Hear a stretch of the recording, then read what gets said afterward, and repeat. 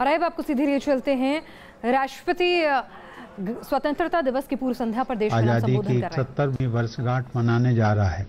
इस वर्षगांठ की पूर्व संध्या पर मैं आप सबको हार्दिक बधाई देता हूं। 15 अगस्त 1947 को हमारा देश एक स्वतंत्र राष्ट्र बना था। संप्रभुता पाने के साथ साथ उसी दिन से देश की नीति तय करने की जिम्मेदारी भी ब्रिटिश हुकूमत के हाथों से निकलकर हम भारतवासियों के पास आ गई थी।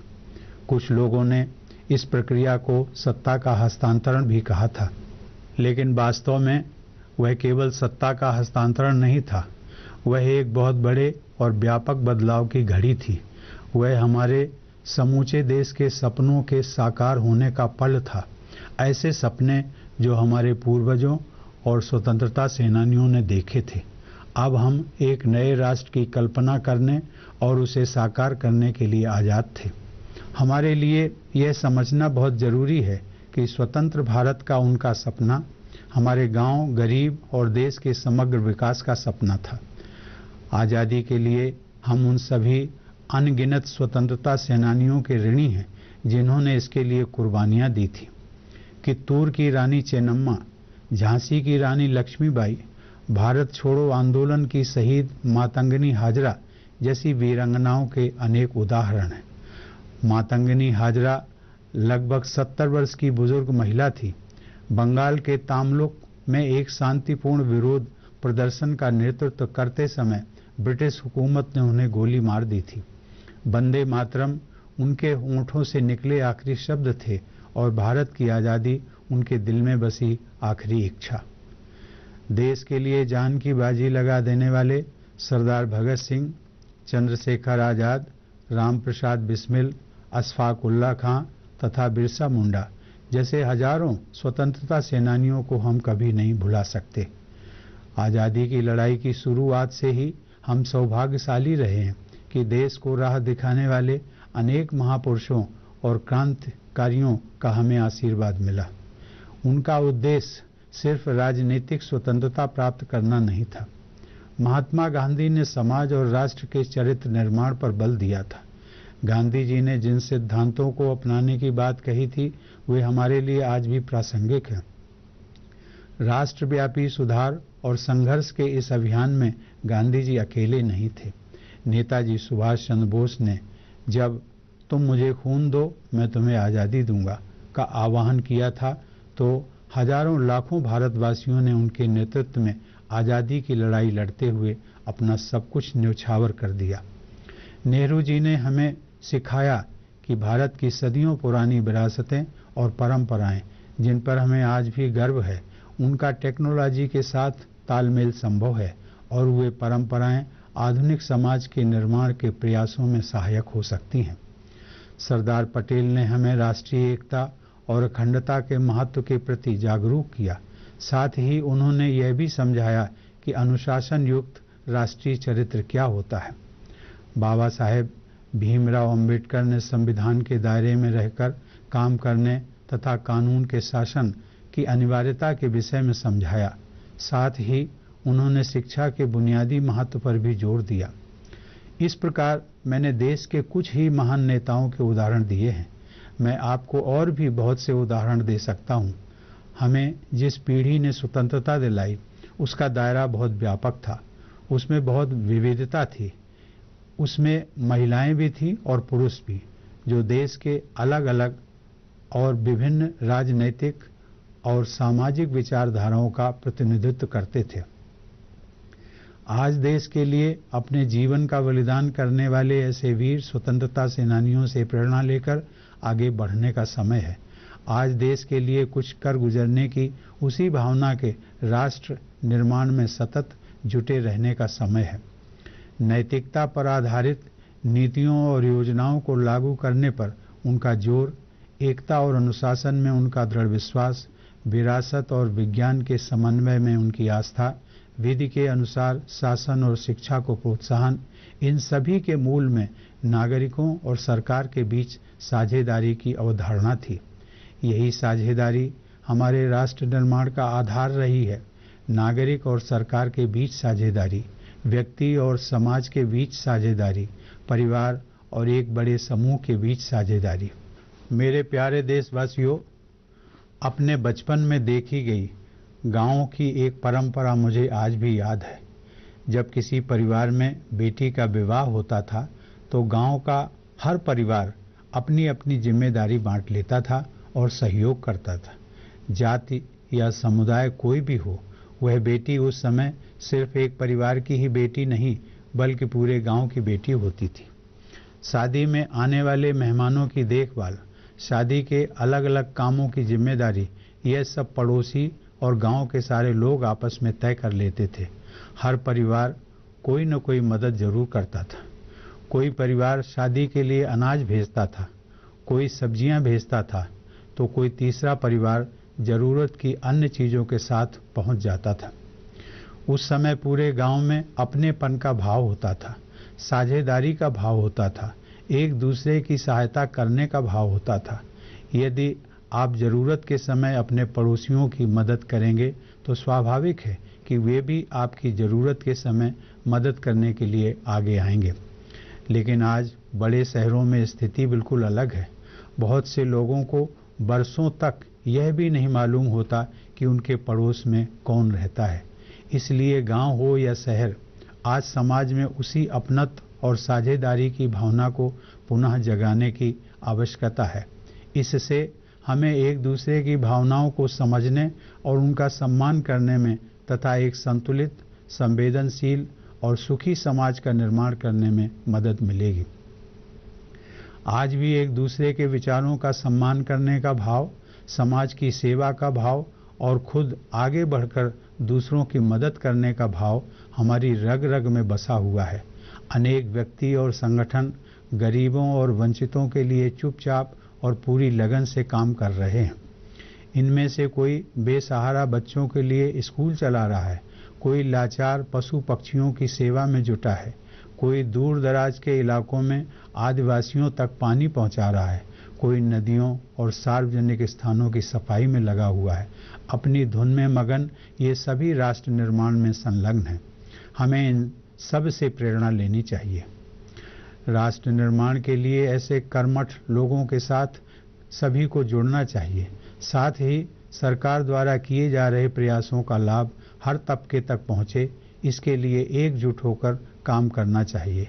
इसके लिए नागरिकों और सरकार के बीच साझेदारी महत्वपूर्ण है।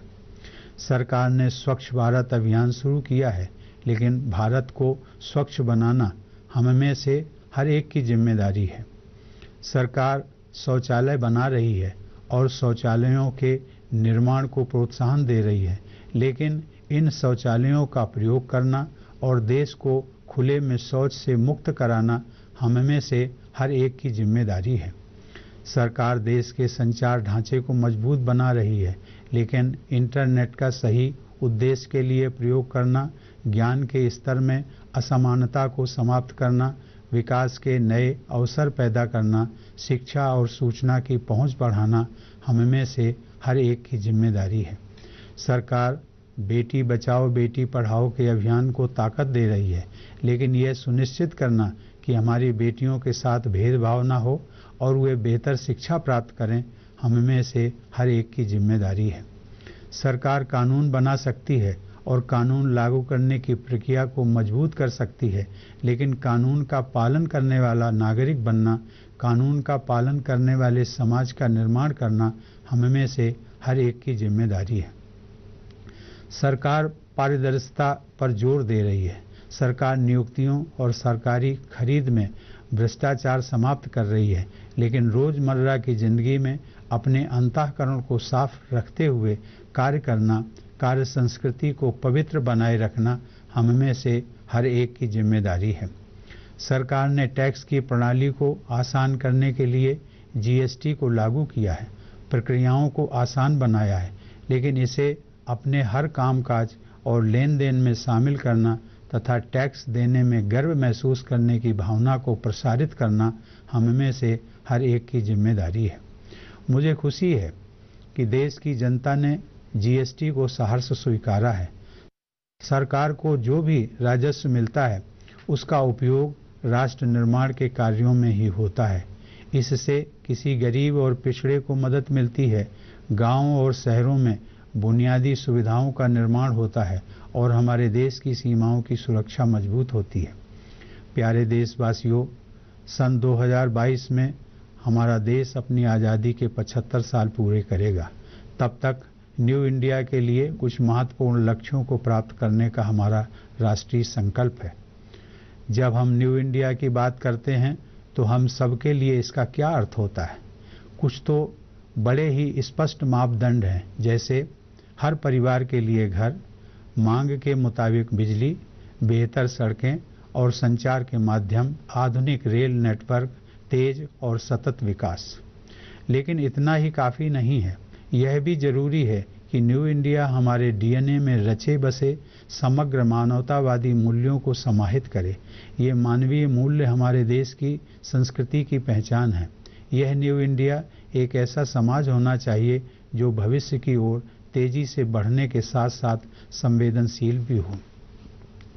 एक ऐसा संवेदनशील समाज जहां पारंपरिक रूप से वंचित लोग, चाहे वे अनुसूचित जाति के हों, जनजाति के हों या पिछड़े वर्ग के हों, देश के समग्र प्रक्रिया में सहभागी बने।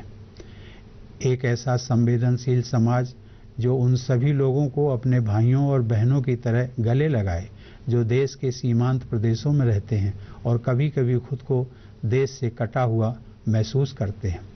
एक ऐसा संवेदनशील समाज जहां अभावग्रस्त बच्चे, बुजुर्ग और बीमार वरिष्ठ नागरिक और गरीब लोग हमारे विचारों के केंद्र में रहें। अपने दिव्यांग भाई बहनों पर हमें विशेष ध्यान देना है और यह देखना है कि उन्हें जीवन के हर क्षेत्र में अन्य नागरिकों की तरह आगे बढ़ने के लिए अधिक से अधिक अवसर मिले। एक ऐसा संवेदनशील और समानता पर आधारित समाज जहां बेटा और बेटी में कोई भेदभाव न हो, धर्म के आधार पर कोई भेदभाव न हो। एक ऐसा संवेदनशील समाज जो मानव संसाधन रूपी हमारी पूंजी को समृद्ध करे, जो विश्व स्तरीय शिक्षण संस्थानों में अधिक से अधिक नौजवानों को कम खर्च पर शिक्षा पाने का अवसर देते हुए उन्हें समर्थ बनाए, तथा जहां बेहतर स्वास्थ्य सुविधाएं और कुपोषण एक चुनौती के रूप में न रहे। न्यू इंडिया का अभिप्राय है कि हम जहां पर खड़े हैं वहां से आगे जाएं। तभी हम ऐसे न्यू इंडिया का निर्माण कर पाएंगे जिस पर हम सब गर्व कर सकें। ऐसा न्यू इंडिया जहां प्रत्येक भारतीय अपनी क्षमताओं का पूरी तरह विकास और उपयोग करने में इस प्रकार सक्षम हो कि हर भारतवासी सुखी रहे। यह एक ऐसा न्यू इंडिया बने जहां हर व्यक्ति की पूरी क्षमता उजागर हो सके और वह समाज और राष्ट्र के लिए अपना योगदान कर सके। मुझे पूरा भरोसा है कि नागरिकों और सरकार के बीच मजबूत साझेदारी के बल पर न्यू इंडिया के इन लक्ष्यों को हम अवश्य हासिल करेंगे। नोटबंदी के समय जिस तरह आपने असीम धैर्य का परिचय देते हुए काले धन और भ्रष्टाचार के खिलाफ कार्रवाई का समर्थन किया, वह एक जिम्मेदार और संवेदनशील समाज का ही प्रतिबिंब है। नोटबंदी के बाद से देश में ईमानदारी की प्रवृत्ति को बढ़ावा मिला है। ईमानदारी की भावना दिन प्रतिदिन और मजबूत हो, इसके लिए हमें लगातार प्रयास करते रहना होगा। मेरे प्यारे देशवासियों, आधुनिक टेक्नोलॉजी को ज़्यादा से ज़्यादा प्रयोग में लाने की आवश्यकता है। हमें अपने देशवासियों को सशक्त बनाने के लिए टेक्नोलॉजी का प्रयोग करना ही होगा, ताकि एक ही पीढ़ी के दौरान गरीबी को मिटाने का लक्ष्य हासिल किया जा सके। न्यू इंडिया में गरीबी के लिए कोई गुंजाइश नहीं है। आज पूरी दुनिया भारत को सम्मान से देखती है। जलवायु परिवर्तन, प्राकृतिक आपदाओं, आपसी टकराव, मानवीय संकटों और आतंकवाद जैसी कई अंतर्राष्ट्रीय चुनौतियों से निपटने में विश्व पटल पर भारत अहम भूमिका निभा रहा है। विश्व समुदाय की दृष्टि में भारत के सम्मान को और बढ़ाने का एक अवसर है सन 2020 में टोक्यो में होने वाले ओलंपिक खेलों में भारत के प्रदर्शन को प्रभावशाली बनाना। अब से लगभग 3 सालों में हासिल किए जाने वाले इस उद्देश्य को एक राष्ट्रीय मिशन के रूप में लेना चाहिए। सरकारें, खेलकूद से जुड़े संस्थान तथा व्यावसायिक प्रतिष्ठान एकजुट होकर प्रतिभाशाली खिलाड़ियों को आगे लाने, उन्हें विश्व स्तर की सुविधाएं और प्रशिक्षण उपलब्ध कराने में इस तरह से लग जाएं जिससे खिलाड़ियों को अधिक से अधिक सफलता मिल सके। चाहे हम देश में रहें या विदेश में, देश के नागरिक और भारत की संतान होने के नाते हमें हर पल अपने आप से ये सवाल पूछते रहना चाहिए कि हम अपने राष्ट्र का गौरव कैसे बढ़ा सकते हैं। प्यारे देशवासियों, अपने परिवार के बारे में सोचना स्वाभाविक है, लेकिन साथ साथ हमें अपने समग्र समाज के बारे में भी सोचना चाहिए।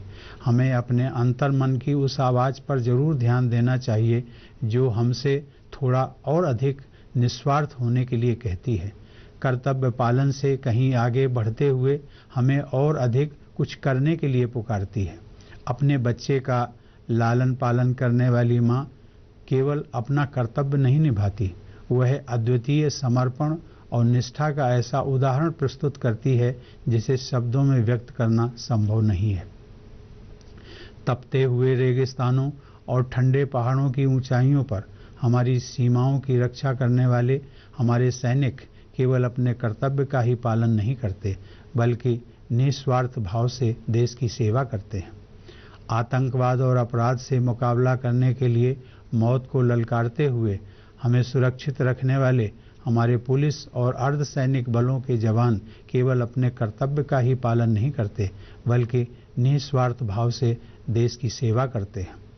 हमारे किसान देश के किसी दूसरे कोने में रहने वाले अपने उन देशवासियों का पेट भरने के लिए, जिन्हें उन्होंने कभी देखा तक नहीं है, बेहद मुश्किल हालात में कड़ी मेहनत करते हैं। वे किसान सिर्फ अपना काम ही नहीं करते, बल्कि निस्वार्थ भाव से देश की सेवा करते हैं। प्राकृतिक आपदाओं के बाद राहत और बचाव के काम में दिन रात जुटे रहने वाले संवेदनशील नागरिक, स्वयंसेवी संस्थाओं से जुड़े लोग, सरकारी एजेंसियों में काम करने वाले कर्मचारी केवल अपनी जिम्मेदारी नहीं निभा रहे होते, बल्कि वे निस्वार्थ भाव से देश की सेवा करते हैं। क्या हम सब देश की निस्वार्थ सेवा के इस भाव को आत्मसात नहीं कर सकते? मुझे विश्वास है कि हम यह अवश्य कर सकते हैं और हमने ऐसा किया भी है। प्रधानमंत्री की एक अपील पर 1 करोड़ से ज़्यादा परिवारों ने अपनी इच्छा से एलपीजी पर मिलने वाली सब्सिडी छोड़ दी। ऐसा उन परिवारों ने इसलिए किया ताकि एक गरीब के परिवार की रसोई तक गैस सिलेंडर पहुंच सके और उस परिवार की बहू बेटियां मिट्टी के चूल्हे के धुएं से होने वाले आंख और फेफड़े की बीमारियों से बच सकें। मैं सब्सिडी का त्याग करने वाले ऐसे परिवारों को नमन करता हूं। उन्होंने जो किया वह किसी कानून या सरकारी आदेश का पालन नहीं था। उनके इस फैसले के पीछे उनके अंतर्मन की आवाज़ थी। हमें ऐसे परिवारों से प्रेरणा लेनी चाहिए। हम में से हर एक को समाज में योगदान करने के तरीके खोजते रहना चाहिए। हम में से हर एक को कोई एक ऐसा काम चुनना चाहिए जिससे किसी गरीब की जिंदगी में बदलाव आ सके। राष्ट्र निर्माण के लिए सबसे जरूरी है कि हम अपनी भावी पीढ़ी पर पूरा ध्यान दें। आर्थिक या सामाजिक सीमाओं के कारण हमारा एक भी बच्चा पीछे न रह जाए। इसलिए मैं राष्ट्र निर्माण में लगे आप सभी लोगों से समाज के गरीब बच्चों की शिक्षा में मदद करने का आग्रह करता हूं। अपने बच्चे के साथ ही किसी एक और बच्चे की पढ़ाई में भी मदद करें। यह मदद किसी बच्चे का स्कूल में दाखिला करवाना हो सकता है, किसी बच्चे की फीस भरनी हो सकती है या किसी बच्चे के लिए किताबें खरीदना हो सकता है। ज़्यादा नहीं, सिर्फ एक बच्चे के लिए। समाज का हर व्यक्ति निस्वार्थ भाव से ऐसे काम करके राष्ट्र निर्माण में अपनी भूमिका रेखांकित कर सकते हैं। आज भारत महान उपलब्धियों के प्रवेश द्वार पर खड़ा है। अगले कुछ वर्षों में हम एक पूर्ण साक्षर समाज बन जाएंगे। हमें शिक्षा के मापदंड और भी ऊंचे करने होंगे, तभी हम एक पूर्णतया शिक्षित और सुसंस्कृत समाज बन सकेंगे। हम सभी इन लक्ष्यों को पाने के प्रयास में साझीदार हैं। जब हम इन लक्ष्यों को हासिल करेंगे तो हम अपनी आंखों के सामने अपने देश में होता हुआ व्यापक बदलाव देख सकेंगे। इस प्रकार हम इस बदलाव के वाहक बनेंगे। राष्ट्र निर्माण की दिशा में किया गया यह प्रयास ही हम सबकी सच्ची साधना होगी। 2500 वर्ष पहले गौतम बुद्ध ने कहा था, अप दीपो भव, यानी अपना दीपक स्वयं बनो। यदि हम उनकी शिक्षा को अपनाते हुए आगे बढ़ें तो हम सब मिलकर आज़ादी की लड़ाई के दौरान उमड़े जोश और उमंग की भावना के साथ 125 करोड़ दीपक बन सकते हैं। ऐसे दीपक जब एक साथ जलेंगे तो वह उजाला सूर्य के प्रकाश के समान सुसंस्कृत और विकसित भारत के मार्ग को आलोकित करेगा। मैं एक बार पुनः आप सभी को देश की स्वतंत्रता की 70वीं वर्षगांठ की पूर्व संध्या पर हार्दिक शुभकामनाएं देता हूं।